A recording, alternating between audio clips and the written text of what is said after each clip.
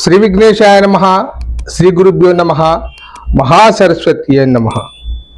నమస్కారం అండి, ఎలా ఉన్నారు? ఈరోజు ఒక 3 రాశుల గురించి చర్చించదలుచుకున్నానండి. ఇవి చాలా కష్టాలలో ఉన్నాయి. ఒకటి కుంభరాశి, రెండవది మీనరాశి, మూడవది మేషరాశి. కష్టాలంటే చాలా కష్టాలు. జాగ్రత్తగా వినండి. దీనికి పరిష్కార మార్గాన్ని కూడా చెప్తాను. కష్టం అనేది మనకు జ్యోతిష్యం చూపెట్టినప్పుడు దాన్ని ఎలా పరిష్కరించుకోవాలో కూడా చెప్తుంది. ఈ విషయం చాలా ముఖ్యమైనదండి. ఈ 3 రాశులకు ముఖ్యంగా చెప్తున్నాను. కుంభరాశికి, మీనరాశికి, మేషరాశి వారికి తీరని కష్టాలు ఉన్నాయి. కుంభరాశి వారికి శని వల్ల జన్మలో రాహు ఉంది, ప్రక్కనే శని భగవానుడు ఉన్నాడు. 2 జన్మలో రాహువు చాలా ఇబ్బంది చేస్తాడు కుంభరాశి వారికి. ఎలాంటి ఇబ్బంది చేస్తాడంటే అనవసరమైన ఖర్చులు పెంచుతాడు. ఈ పని చేయనికి లాభం వస్తుందని భ్రమ పెడతాడు. పెట్టి చివరాఖరికి నిన్ను అధపాతాలను తొక్కేస్తాడు.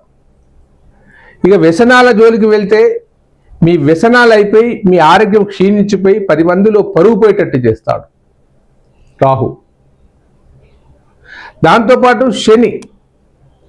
శని మీనరాశిలో ఉన్నాడు. మీనరాశి వారికి జన్మశని నడుస్తుంది, కానీ శని ఇక్కడ ఉండడం కారణం చేత 2 దుష్ట గ్రహాలు చాలా ఇబ్బంది చేసే అవకాశం చాలా ఉంది. ఏ పని చేసినా కానీ ఆలస్యం అయిపోవడం, రాహు వల్ల భయం కలగడం, భయభ్రాంతులకు గురి కావడం, ఎవరికైనా డబ్బులు ఇస్తే అవి తిరిగి రాకపోవడం, నానా ఇబ్బందులు పడతారు. 5వ వెంట గురువు ఉన్నాడు. కొంతమేరకే నీకు సంతానం వల్ల లాభం జరుగుతుంది, కానీ నీ జీవితంలో మాత్రం భయభ్రాంతులకు గురి చేసేది రాహు. పనులన్నీ ఆలస్యం చేసేది శని. వివాహాల విషయానికి వస్తే కుంభరాశి వారికి వివాహం అవుతుంది, కానీ అతి కష్టం మీద కష్టపడుతూ చేయాలి. గురుబలం ఉంది, కానీ నీ సంతానం వల్ల నీకు ఉపయోగకరంగా ఉంది. ఎవరైతే కుంభరాశి వారు ఉంటారో వారి సంతానం వల్ల లాభం జరిగే అవకాశం ఎక్కువగా ఉంది. ఇకపోతే మీనరాశి వారికి జన్మలోనే శని ఉంది. అది స్టార్ట్ అయ్యి 1 సంవత్సర కాలం అయింది. ఇంకా చాలా సంవత్సరాలు ఉంటుంది. అది అష్ట కష్టాలు పడవలసిందే. కారణం ఏమిటి? ఈ యొక్క మీనరాశి అధిపతి గురువు. ఈ గురువు శనికి మైత్రి బంధం లేదండి. దానివల్ల ఒక రాశి నుండి ఇంకొక రాశికి వెళ్ళడానికి శని భగవానునికి 2.5 సంవత్సరాలు పడుతుంది. ఇప్పుడు మీనరాశిలో ఉన్నాడు. గతంలో కుంభరాశిలో ఉండి 2.5 సంవత్సరాలు, అలాగే ఇప్పుడు మీనరాశిలో 2.5 సంవత్సరాలు, మళ్ళీ మేషంకి వెళ్ళాక 2.5 సంవత్సరాలు, వృషభానికి వెళ్ళినప్పుడు జన్మశని వెళ్ళిపోతుంది. అప్పటి వరకు చాలా కష్టం, ఇబ్బందులు పడవలసింది.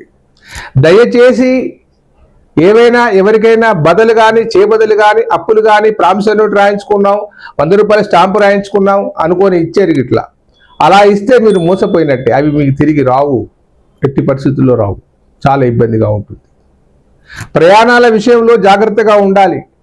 దూర ప్రయాణాలు చేయాలనుకున్న మీ తలపును తగ్గించుకోండి. కొంతకాలం వేచి ఉండండి. ఆరోగ్యము జాగ్రత్త.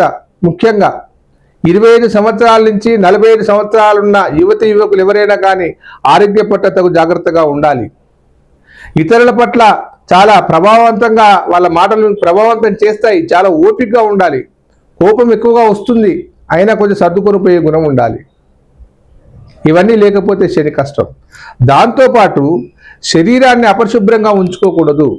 ఉదయం ఖచ్చితంగా 5-6 గంటల ప్రాంతంలో స్నానం చేసి దైవారాధన ఖచ్చితంగా చేయాలి. దానివల్ల శని సంతోషిస్తాడు. ఏదైనా దగ్గరలో ఉంటే దేవాలయానికి వెళ్ళి నమస్కారం చేయాలి. వీలైతే శనికి తైలాభిషేకం చేయండి. ఇకపోతే మేషరాశి వారికి 7.5 సంవత్సరాలు శని నడుస్తుంది. ఇప్పుడు మీనంలో ఉన్నాడు. ఆ మీనం నుంచి ఇక్కడికి రావడానికి 1 సంవత్సరాల కాలం, ఇక్కడ 2.5 సంవత్సరాలు, వృషభంలో 2.5 సంవత్సరాలు, సుమారు 7 సంవత్సరాల వారికి ఉన్నట్టే. అక్కడ కూడా శత్రువే. ఎందుకంటే మేషరాశి అధిపతి కుజునికి శనికి జన్మవైరం కాబట్టి చాలా ఇబ్బంది చేస్తాడు. యాక్సిడెంట్లు అయ్యే అవకాశాలు ఎక్కువగా ఉంటాయి. అగ్ని ప్రమాదాలు జరిగే అవకాశాలు ఎక్కువగా ఉంటాయి. దాంతోపాటు ఆరోగ్యం క్షీణిస్తుంది. చాలా ఇబ్బందిదాయకంగా ఉంటుంది. కాబట్టి ఈ యొక్క కుంభ మీన మేషరాశి వారు ఎవరైతే ఉంటారో తగు జాగ్రత్తలలో ఉండవలసిన అవసరం ఉంది. కొంతకాలం ఉంటే మీకు బ్రహ్మాండంగా ఉంటుంది. సరే గురుగారు, మరి ఈ సమస్యలన్నిటికీ పరిష్కారం ఏమైనా ఉందా? సహజంగా అందరు చెప్తాం, శనికి తైలాభిషేకం చేయమని, లేదా మహాన్యాస రుద్రాభిషేకం చేయమని, లేదా శని మంత్రాన్ని జపించుకోను. నేను ఒకటి ముఖ్యమైన విషయం చెప్తున్నానండి. ఈ శని కానీ రాహు కానీ కనుక ఇబ్బందికరంగా ఉండేది ఉంటే, మీరు చాలా ఇబ్బందిలో ఉన్నట్టుగా భావిస్తే చేయండి, నేను చెప్పింది చేయండి. ఒకటి శని యంత్రం అనే ఒకటి ఉంటుందండి, 5x5 సైజులో ఉంటుంది. బీజాక్షరాలు చెక్కబడి ఉంటుంది, దానిపైన రాగి రేగి పైన చెక్కబడి ఉంటుంది. అలాగే రాహువు కూడా 5x5 సైజులో బీజాక్షరాలు చెక్కబడి ఉంటుంది. ఆ చెక్కిన రాగి యంత్రాన్ని గావ్యాదివాసము, జలాదివాసము, పుష్పాదివాసము, సుగంధాదివాసము, షోడశ ఉపచారాలు చేసి దాన్ని ఒక కట్టుదిట్టంగా మంత్రయుక్తంగా చేసి అది మీకు అందిస్తాం. దాన్ని మీరు నిలుపుకొని రాహుకైతే 18 రోజులు, శనికైతే 19 రోజులు నేను ఒక క్రతువు చెప్తాను, దాని ప్రకారంగా మీరు చేసి దాన్ని పారే నీళ్ళల్లో కానీ, లేదా సముద్రంలో కానీ, నదిలో కానీ, చెరువులో కానీ వేసి శాంతించు శని భగవానుడా, శాంతించు రాహువా అని మొక్కి నాకు సంకల్పాన్ని కలిగించి నా కష్టాలను తొలగించమని చెప్తే ఖచ్చితంగా మీ పనులు నెరవేరుతాయి. ఎంతోమందికి నేను ఈ సహాయం చేశాను, వారందరూ కూడా చాలా హ్యాపీగా ఉన్నారు. అందులో అనుమానపడవలసిన అవసరం ఏమీ లేదు. ఖచ్చితంగా మీరు అనుకున్న పనులన్నీ నెరవేరుతాయి. మీరే చదవాలి ఆ మంత్రాన్ని, ఎవరో అయ్యగారు వచ్చి చేయవలసిన అవసరం లేదు. నేను ఇచ్చిన మంత్రాన్ని మీరు స్పష్టంగా చదివి ఆ యంత్రాన్ని 18 రోజులు శని, 19 రోజులు శని, 18 రోజులు రాహును జపించి మీరు కనుక దాన్ని అవతల వేసేది ఉంటే అత్యద్భుతమైన ఫలితాలు వస్తాయి, 100కు 100%. ఇకపోతే ఆర్థికంగా కుంటుపడుతున్నాం, వెనుకబడుతున్నాం అంటే దానికి కారణం శని భగవానుడే.